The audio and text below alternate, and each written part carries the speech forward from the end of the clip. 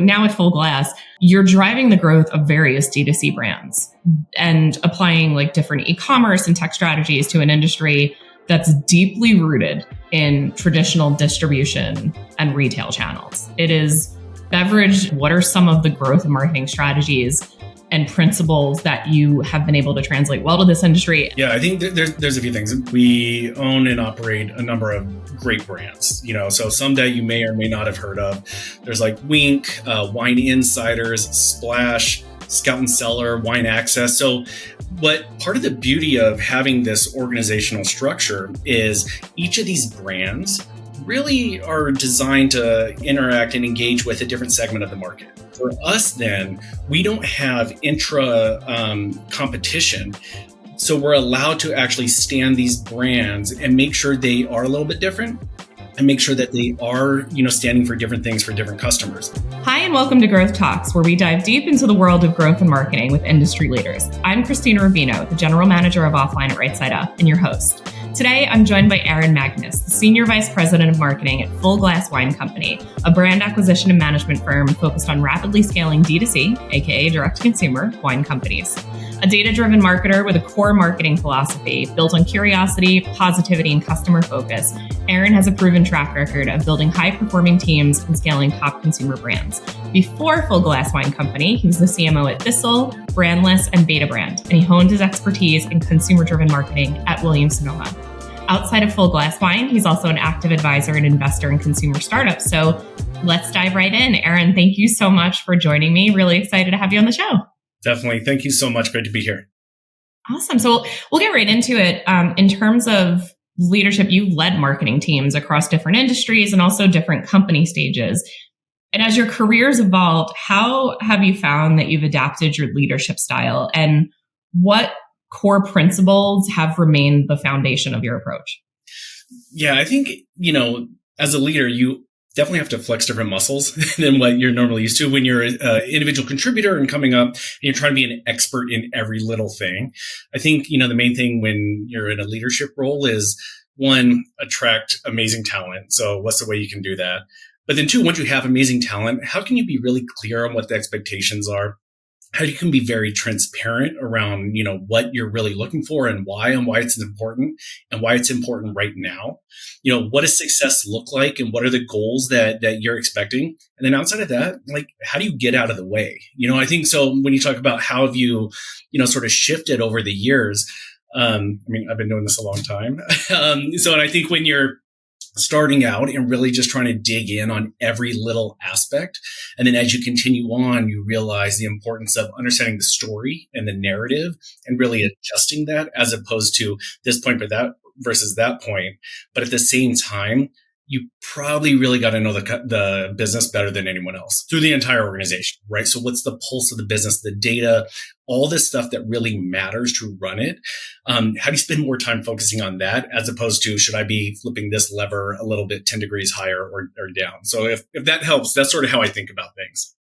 Yeah, it's very funny how some of those foundational things that you learn or prioritize earlier in your career stick true. But also how things change over time. Like you just mentioned, moving from more of an individual contribution role to a leadership role, and also just making sure it's such an old cliche term. Ogilvy coined hire giants.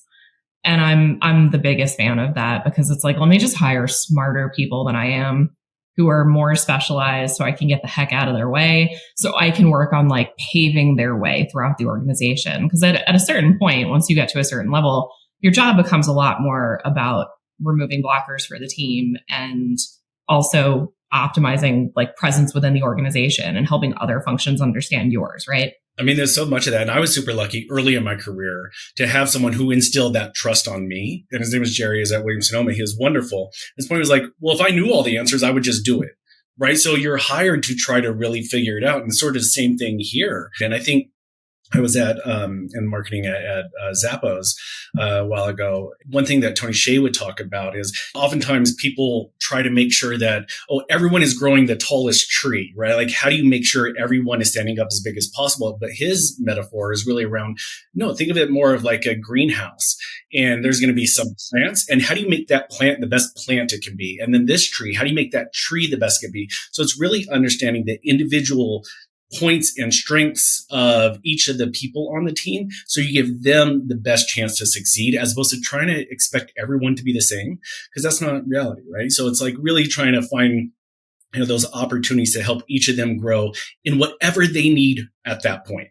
I love the greenhouse analogy. I've never heard that one before. So when you think about it, like hiring people who are complementary to each other and complementary to the mission and what you're trying to do, but then also some plants, some people that fulfill a very different role in the organization, but without which, you'd struggle for the whole ecosystem to survive. I mean, definitely. And I think that really leads how all my interactions with my teams, and particularly one-on-ones, like I have a very simple, it's a 3-point agenda that I run every one-on-one with.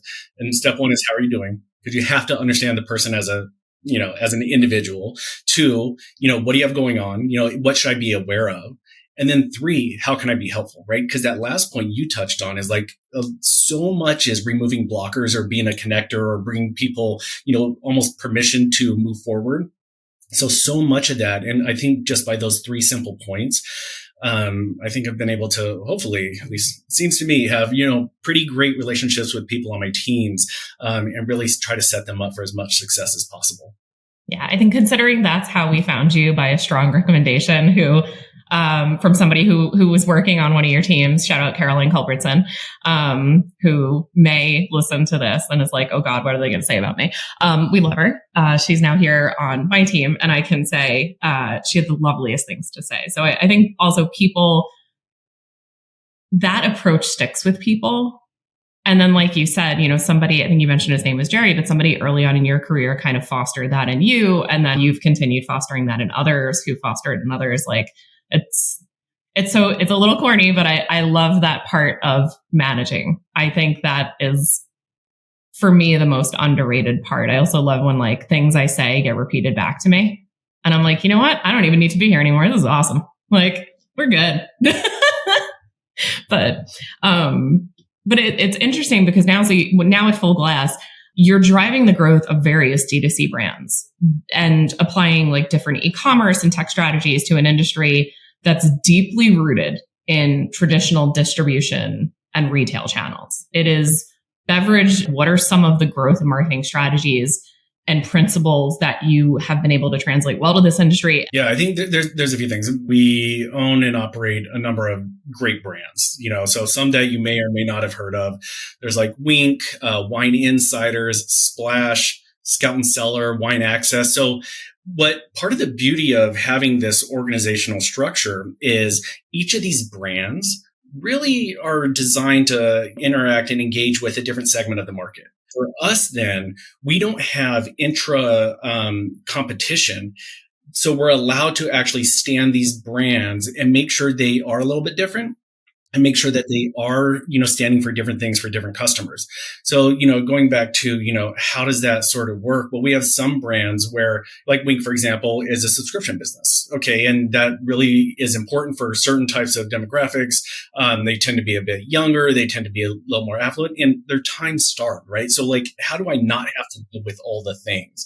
And then if you take that all the way to the other end, we have a brand Splash, where really they're the highest and best rated wine company in the US, like over 45,000 5 stars on Trustpilot, right? Like really, really well respected.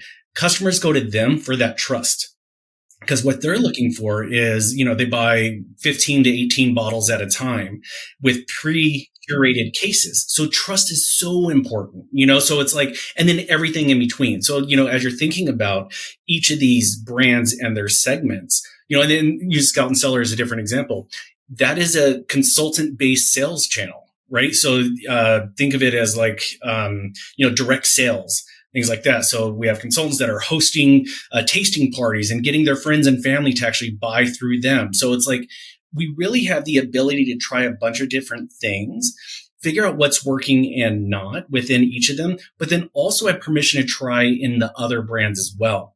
So from a growth perspective, there's always something new that you can try, and you have multiple brands and therefore different ways that you could try it. So you might learn something really insightful from one, and then how do you pull that across, but in the own unique way that is special for that brand, right? So there's no peanut butter approach, but at the same time, you do have flexibility to try a bunch of different things. Yeah, it makes a ton of sense because there's always less, like it's all the same category. It's not like it's a different category necessarily, but of all the categories that contain multitudes, like a few come to mind that are like, it's a very personal relationship you have to the food and beverages that you consume, period. And brand preference is just it's a really hard thing to drive, but a very resilient thing when you drive it in that category. So I love that you have all the different like levers that you can pull and all the different brands and sub brands that apply to different consumers where they are in their journey, because I'm a former Wink subscriber. It's been years and I don't drink as much wine as I used to. And I discovered some really great bottles that way. And it was, like you said, time starved and, using it as a discovery mechanism. And to the point you touched on, and, having worked in fashion and food and bev and all this, to your point, in fashion, it fits or it doesn't. Yes, that's a real thing. And style is personal, but you have like these trends, right? And so overall, you have the trend that can move things forward. When you get to food and bev, like at Thistle, you'd constantly hear, this is too salty. No, it's not salty enough. It's too spicy. No, there's not enough spice, right? And in wine, it's the exact same thing. It's too sweet. Actually, it's too dry. So everything is so personalized. So I think, from our side, what we're really trying to do, and we're okay at some things and we're trying to get a lot better at others, right? But we're really trying to make sure that our customers can appreciate what to expect from the wines that they are either selecting or have the opportunity to select or buying, whatever the case is. Because in each of that, if we can get better at describing what they can expect, and if we can get better at recommending things that we think based on what they've purchased, didn't purchase, but then also if you think about from data with multiple brands, we have millions of people who have bought wine online. So we can then from the back end really start to get smarter of how we're thinking about recommendations to make sure that customer is having the best experience possible. Because it is so personalized, because to your point, it's a rather unique industry. But in the end, we're trying to help people find the things they're looking for, get it at a great value, and get it to them when they're expecting. So for us, it's really trying to find the nuance and the data that can allow us to do that even smarter, and then find ways to, accelerate the speed at which we can do these things. Yeah, it makes a ton of sense. And I was going to ask you about the parallel or the lack of parallel to other D2C categories you've worked in, like fashion, because besides the similarities and differences, I would say it's a little different to ship wine than it is to like shipping alone. Yeah, I'll tell you a giant eye-opening thing. Shipping bottles of wine is not free or cheap, right? No. So important. Yeah. Of making sure someone is having a great experience is so key. And one thing that's really kind of interesting about this industry, and it takes me back to Zappos days, 100 years ago, not many people are buying wine online overall, right? So you need to give confidence and reasons to believe and things like that. And unfortunately, a lot of the industry has just driven down to who can offer the biggest discount, what's the lowest price. So again, when you're shipping cases of wine, like you have real costs that are built in. That's a lot of what we've been doing, making sure we're attracting the right customers for the right reasons, people that really are loving the wine, and in each of the brands, what's unique, what's special about these.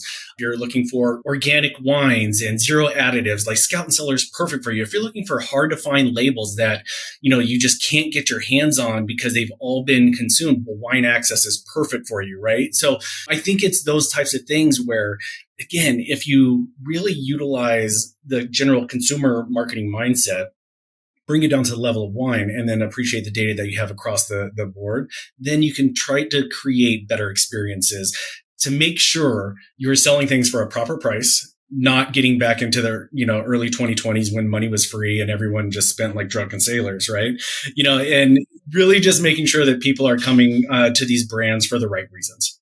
Yeah. And I think that's another part of it where it's like, what are the consumer expectations for buying wine online or have to be so different from in-store purchases, right? Like, what are some of the other intricacies that you found that you're just like, oh, well, this isn't going to work the way that I thought it was going to work. And like, we've got to do something different here. Because the example I always use for other categories is, I do a lot of work in audio now, and brands are always like, well, we're a very visual brand. I'm like, yes, if only there was a way to paint a picture with words, and it's not to be diminishing. I'm just like, but like, think about it. Some of the best things you've ever heard in terms of content are probably somebody soft spoken who is telling you a bedtime story, essentially. So I think we can trust these people to talk about your brand, but like, what are some of the other things where you're like, well, crap, they can't taste it, right? This isn't like a tasting party at a distributor or, yeah. I mean, there's a few things like expectations around when should shipping be free or included. Like that's a key component. What does returns mean? Well, I mean, I'll actually push that forward. Thanks, Zappos, because we were doing that way before.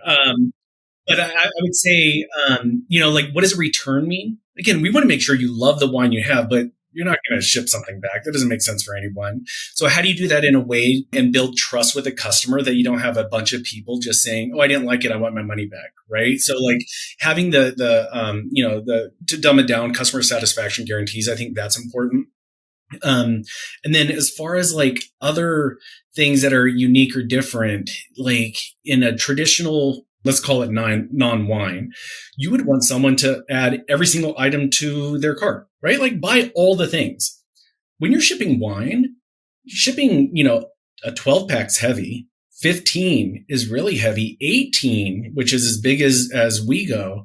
So you start to run into like damage issues and control and like, well, how do you cross-sell, upsell? So when you're thinking about cross-sells, upsells, and our Wine Insiders brand has done a really great job there, where building this logic so that as people are shopping for their wines and discovering, we keep them discovering until we're at a full box.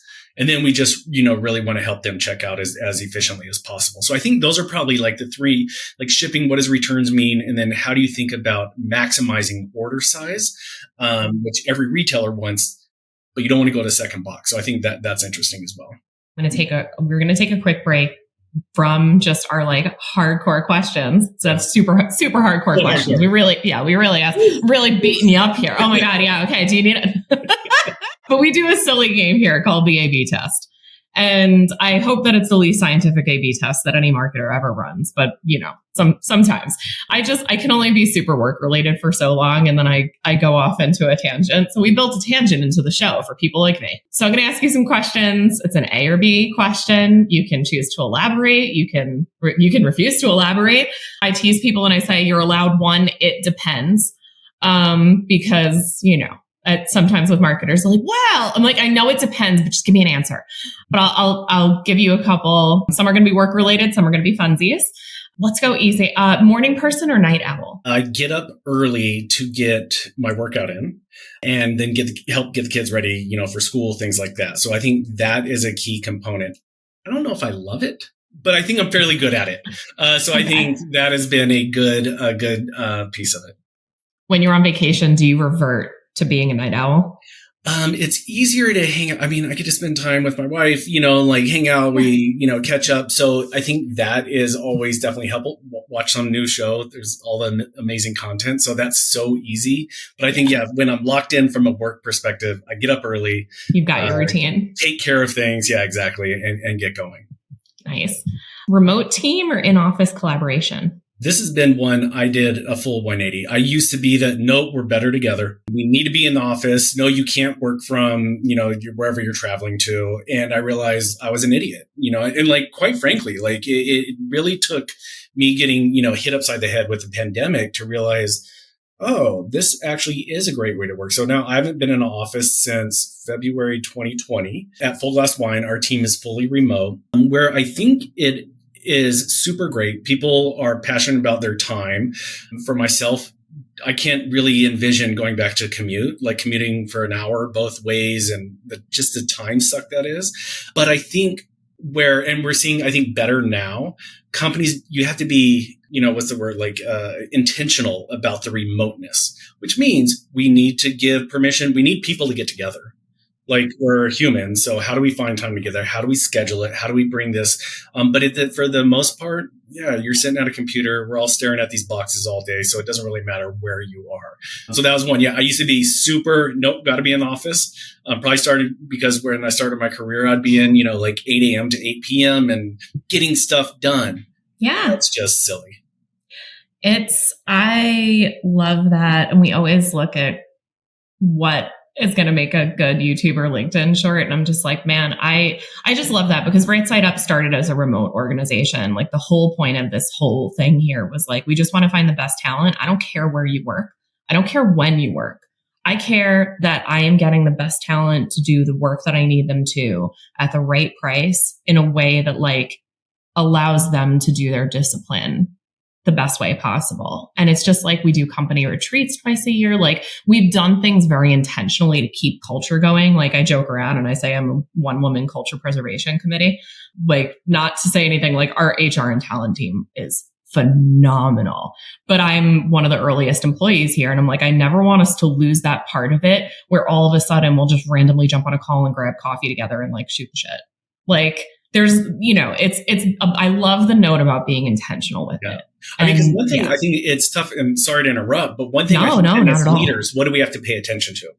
Oftentimes when you have someone starting in their career, sitting in a block of boxes is actually hard. It's hard to find your voice. Where do I step up? Where do I get? And then from a leader, it's hard to understand, when you're in office, you understand spheres of influence, like title agnostic. You can see this person, she always holds the room. Everyone goes to her for help. She is always the leader in getting stuff done. In a box environment, that's actually really hard.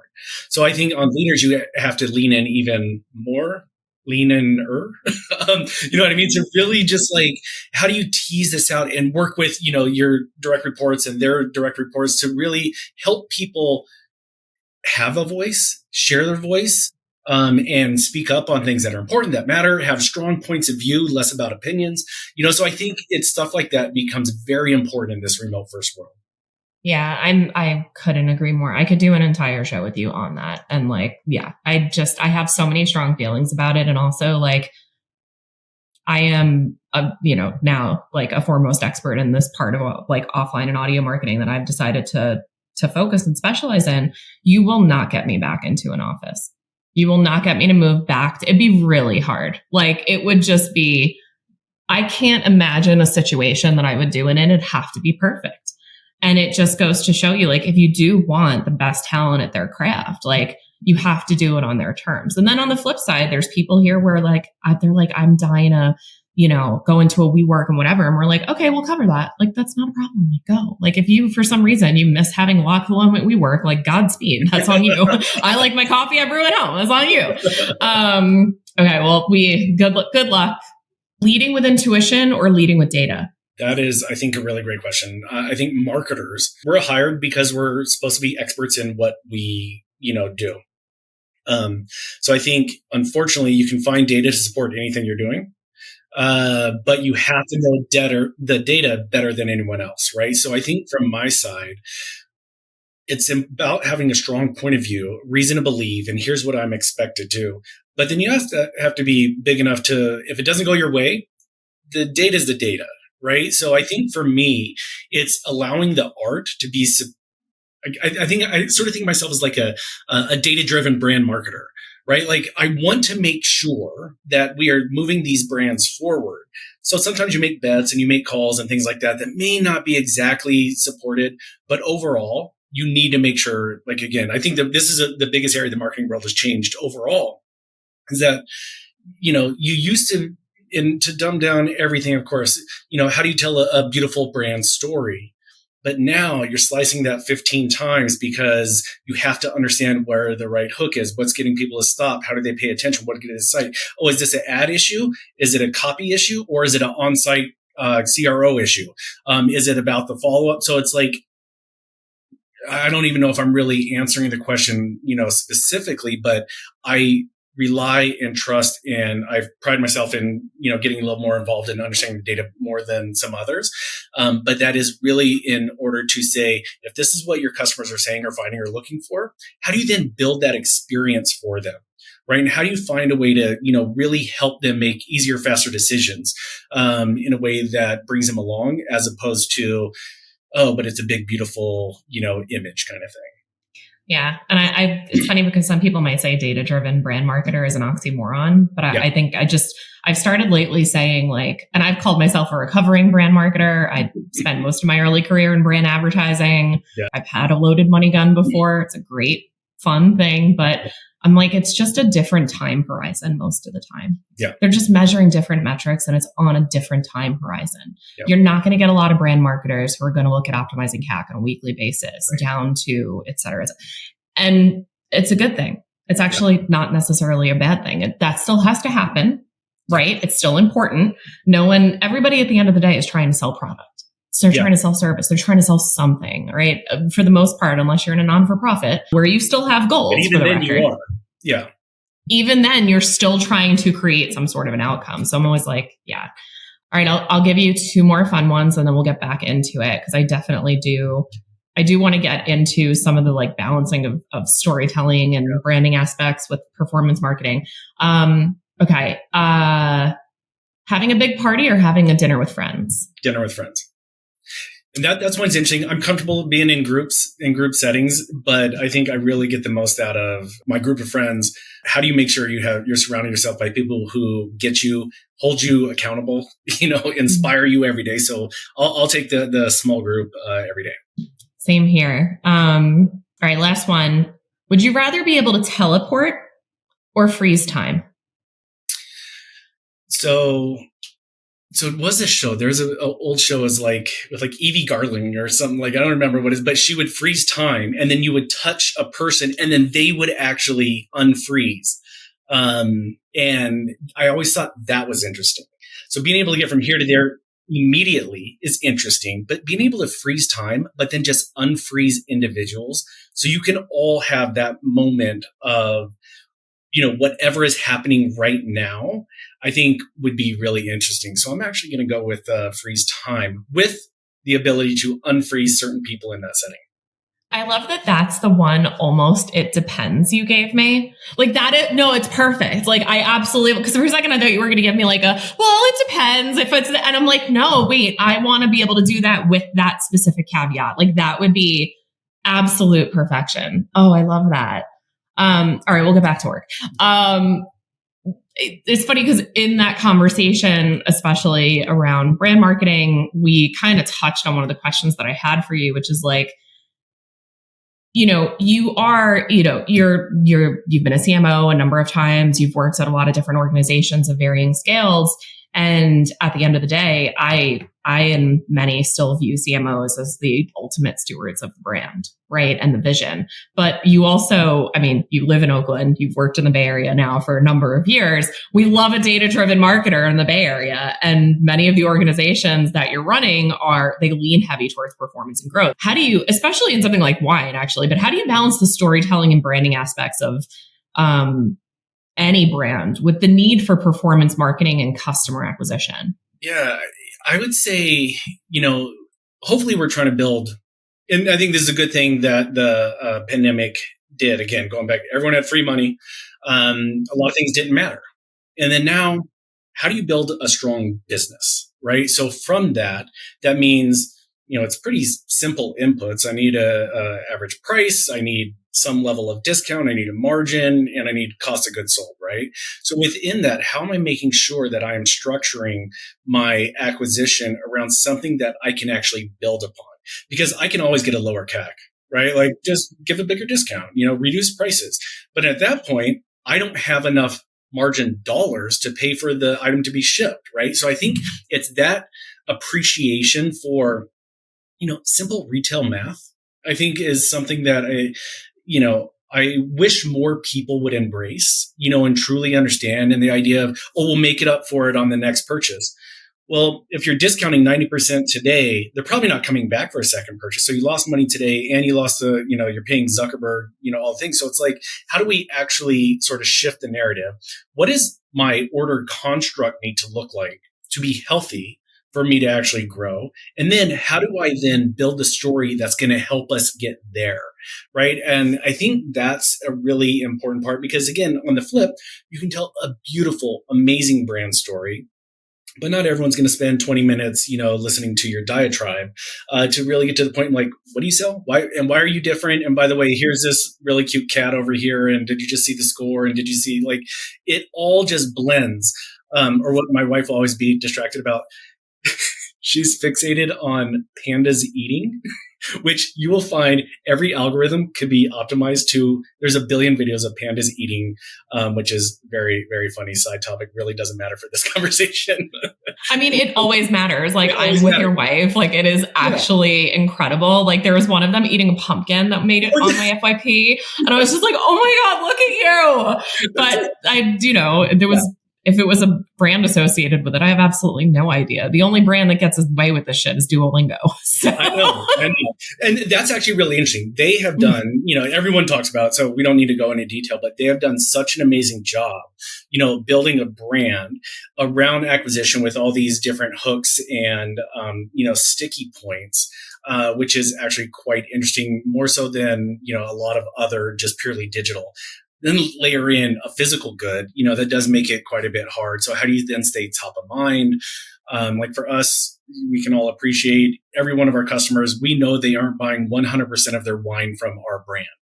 So then if that's the case, well, then how do we get a bigger share, let's call it share of seller or something like that. How do we get a bigger share of that? And how do we stay top of mind? And if they're not, why aren't they? So again, how do you really lean into your first party data? How do you build real relationships with these customers? So they'll tell you like, oh, I bought over here. So we actually have been really leaning into that. So we have a nice, we're better today than we were 6 months ago. Hopefully in 6 months, we'll be better than we are today. But we have a nice view of when people aren't shopping with each of these brands, they all have their own separate avenues that they do buy from. What is unique or special about them? How do we pull that into our storytelling to allow them to realize? To your point, though, if you're like heading over to a friend's house, let's just say, and it's like a housewarming or whatever, and like maybe you have a dumb inside joke with one of your friends about a panda, right? Maybe that's the bottle of wine that I'm getting that day. And to your point, it's not the same sale. Like you're not going to be like, I'm going to a home next weekend. I am a person who thinks ahead and I am going to order this bottle of wine online and it's going to get here. And then I'm going to remember to bring it to my friend's house. Like before I drink it, that's totally going to happen. Like I'm not going to get excited when it comes to my house and then like wind up drinking it. And that's a great example of using that. One of our brands, Wine Insiders, that's sort of a mindset of what they do. And they want to show up with a great bottle of wine. The host doesn't need to know that they didn't pay tons of money for it. You know what I mean? So it's like there's that aspect. Or Wink. I mean, these are the labels is designed to sit out on your cart or your counter, right? Because they're all well thought out that way. So it's like understanding how people are buying. Again, it goes into, well, what's the data we can help them move them towards a path so that they do have a great value, a great experience with that first order or whatever, that nth order. So they do think of us the next time they are coming back, right? And it's like, again, how do you pull that data out, turn that into storytelling to answer the questions, make sure you're appreciating the ones Sneak loves, and then bringing them along for the ride. Yeah. And it is, I love that you're working across so many brands right now because it's like we get to pull out different insights and everything else from it.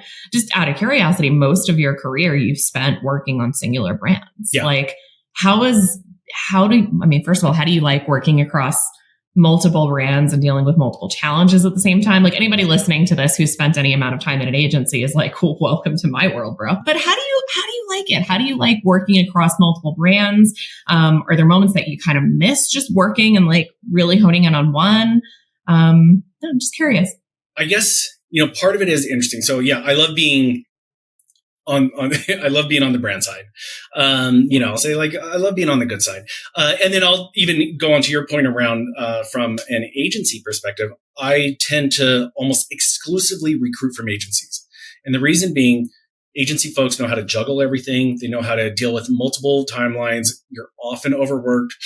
not at Right Side Up, but some places you're not the best, highest paid, right? And when everything goes well, the brand takes credit. When it's going sideways, you're blamed, right? So like, it's such a weird, ecosystem. So that's a primary reason I do try to recruit from agencies. But for me, I think it's been really interesting because if you join a company, understanding the ins and out of that business are hard, right? It's always hard. And then trying to do that across multiple, it's very challenging. And then trying to be the expert at that, and understand all the histories and things like that. So I think it is a challenge. Where it gets really exciting is there's always a different challenge. So you're going down these paths that there's always something new, interesting, innovative. You try it. It's like, oh my gosh, this worked. Now, how can I layer this across these different areas? Right. So there's no boredom. There's always uniqueness. There's always newness. There is a sense of there's just not enough hours in a day. Because we could all spend, all marketers could spend all the time just focusing on one brand. So when you peel that across. So what we're building here, I've got a centralized shared services model, where, they're here to support. And then there's a lead for each brand. I'm oversimplifying everything, obviously, but we're there to make sure that, we're supporting each of these brands as broadly as possible, without having a whole bunch of silos. So that's also been an interesting muscle to stretch a little bit and say, that worked for that brand specifically. This is looking too close to that. And then again, as a reminder, here's the difference of the customer. So really pulling, people into different areas. It's been great. It's challenging. No uncertain terms, challenging, but it's been great. It's very funny you say that about agencies and you being like, not Right Side Up. But I tease people. So when I started here, I teased our CEO and I was like, I'm not working at an agency again. And he's like, that's great, because this isn't exactly an agency. And I was like, what the hell is it? And it's truly like, we joke around and we talk about the third way, because it's like, there shouldn't just be a binary thing where it's like either you're in-house or you're working at an agency. There's got to be some sort of another different way to work. And like, that's honestly, it's why I like consulting so much. I like being able to like tackle different challenges for different brands and then like kind of leave something spinning and then being able to go back to it. But I also joke around and I say that we're running a halfway house for agency people. And one of the lines we say here is like, there's never actually been a marketing emergency. Not a true one. I know. Yeah, it's there. They don't, in the end. Yeah, we're not curing cancer for the most part. So I think that part is so important. And then I'll just push back again for marketers who do work with agencies. Treat them as teammates. Make sure give them the transparency they need to be successful. Give the credit where the credit's due. Again, give the guidance. But yeah, too often I've been in situations and I've talked to too many people in the agency world who, a lot of times marketers. Again, a lot of marketers have egos and things like that. So they want to take credit when things are great. But no, I think what I always try to do, everything you think sucks about what we're doing, that's generally my call. Everything that's amazing, it's the team. They've made those decisions. They're moving forward. So it's like, how do we make sure we're bringing people along on, just building better relationships. I love that so much. I think that's also like, I kind of look at that as, again, like another part of management philosophy. Like even for the people that you're working with, I'm like, what'd you screw up? It's on me.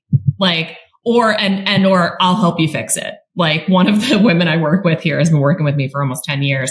And she likes to tell people, oh, whatever you mistake you make or whatever you break, don't worry, Krystina can fix it. I'm like, can we not publicize that? And I'm like, no, actually it's a good thing to publicize. Cause I'm like, then you have the freedom to like make mistakes and to fail. And there are some times where it just feels like, if you have an agency that's working scared, oh, that's a nasty place for that company to be in. It's a bad place for your company to be in. They're not going to give you any new ideas. They're going to be terrified of you. And same thing goes internally on the brand side, right? If you don't give 100%. People permission to try something new, permission 100%. To fail, permission to think outside their norms, then if you're playing this, like you're just getting past. Like there's no second guessing that. So it's like, again, there's only so much that we could really mess up in the short term. Right. Of course, you can have longstanding impact, but how do you make sure people are excited to try something? Because that's where the true nuggets come out. Yeah. And I have to imagine, to your point about wanting to try something, like the best high return acquisition channels that drive the highest value customers are probably different across every brand in your portfolio. And if you were going to like just try and repeat the same, like, the peanut butter analogy, like if you were going to just try and repeat that, I have to imagine it probably wouldn't go well for you. How do you continue to foster that notion of like experimentation and like leveraging all the data that you have access to? And like you said, we're better than we were 6 months ago. We hope to be better than we are 6 months from now, but like making it okay to fail. Like, how are you setting up these teams to like be able to specialize into like the different niches of marketing that are like available to us now? Yeah, I think, a lot of it is just setting expectations. Like, we're not, if you're here to just like do what was asked, it's probably not going to be the right spot, and I think that comes out early on in early conversations. What have you always wanted to try? Or what's the one thing that, you haven't been able to push forward, but you still think is a good idea? And we should all have a few of those. And it goes back to, what do you have strong points of view on, which is very different from an opinion. Oh, maybe we should do X, Y, or Z. No one cares about that. But hey, we need to do this because based on the data that I'm seeing over here, the expected outcome is going to be Y and, blah, blah. So I think that's the important piece. I don't think we just don't have the luxury to have order takers, right? We have too much to do. We're trying to build too big a business and we're trying to do it very quickly. So if you're not moving us forward, you're actually stopping us. And I think that is something that, again, people want to do and try and, experiment. So how do we make sure we set up now where I think it's important? How do we set it up in a way that is clean, clear, and we know what's working or what's not, and we're not, double competing. So I think having clear structure in how you're setting up experiments and why is just super, super important. And then documenting it. Because I think we've all been at places like, oh, we tried that, and it didn't work. Okay, well, what happened? And then you'll have 3 people like, oh, I think it doesn't matter what the numbers. It did it 60. And this one's like, no, I think it was 90. So if you don't have it documented and when, and then permission to try again, going back to being a marketer, if you're really confident that something is going to work out, retest the test. You know what I mean? I think that's a key component because what happened, like that was a time box thing where people were all doing something. So maybe it was the time, maybe it's the execution, maybe it's that. So if you have a strong point of view and conviction, don't be afraid to try again. And again, having that clear structure and bring people along. Yeah. And I think like, are there any that you can think of, just because I know people always like it when we get into specifics, but obviously the holy grail. I mean, I always ask a question in the A/B test that's like CAC or LTV. And a lot of marketers choose CAC. And then many more marketers, more recently, I'd say, have chosen LTV. And they're like, well, yeah, but like obviously it's all algebraic, right? We're looking at ratio also. But are there any, like when you're looking at, testing new channels and you're looking at signals, to your point about experiment design, are there any data points or behavioral signals that you're like, oh, this is like such a good predictor of a high LTV customer in D2C specifically? And like, how do you use those kinds of insights to drive repeat purchase, to maximize subscription value? Yeah, I think, and one is that's probably, there's 1,000 answers, right? But I'd say, okay, for a fast answer, one that it probably just holds tight. The more someone's willing to pay on their first purchase probably has a pretty good indicator on, okay, they bought into it. There's high level of trust, things like that. So built off of that, it sort of plays into, well, what is your acquisition strategy from like discounting and things like that, where maybe you're going to get fewer customers, but they're going to spend more, because I'm a big LTV, believer. Now, I think where it's important now, again, because money's not free, we have some combination of LTV and payback period, right? So someone's like, oh, this is a 3-year LTV. Maybe we all don't have the luxury of having that, and maybe you need a faster payback. So therefore that adjusts your CAC expectations, right? So I believe in general, for the most part, brand agnostic, your first purchase AOV is going to have a pretty good indicator against the norm of what your expected LTV is going to be. Yeah. And I like to tell marketers too, I'm like, listen, you might decide to vary your offer from channel to channel for a measurement, hypothesis or whatever. Like it's very common in offline channels to use a different discount, or even if like, you're driving to web, if the offer is the same exact offer down to the detail of what's on your website, guess what? You're going to lose attribution. You're going to lose that direct signal. nobody is going to take the extra step of being like, let me remember that code or that, that whatever it is. But there is also this sense of like, don't make it so good that you're getting people who are looking for free stuff, and don't make it so good you're winding up on slick deals. Like literally just don't do that. And you'll be in good shape. It's, it's not hard. It's not like, I don't mean to like sound trivial, like, or trivialize it, but like, it's not hard. And sometimes we overcomplicate it. I mean, more often than not, we overcomplicate. We try to get, there's a few things. We try to get too cute of what we're trying to think about. We're too precious of our brand. There's all those pieces. But yeah, like in the end, how do you find a way to provide greater value to that customer? So that they have a great experience, so that they tell a friend and they come back, right? I think in the end, what is your, box that you're playing in? It's probably not that much difficult or different than that. Yeah, I totally agree. And, I always end on this one question. It's in our business, we hear the term growth hack all the time. What I want to know is, what is your favorite growth non-hack? What can you not hack your way to that is vital to the success of scaling a brand or a company? I think the main thing is really going down to, does the customer get what they're expecting when they're expecting it for the value they're looking for, right? So you can't, with those three things, like you can't discount your way out of that.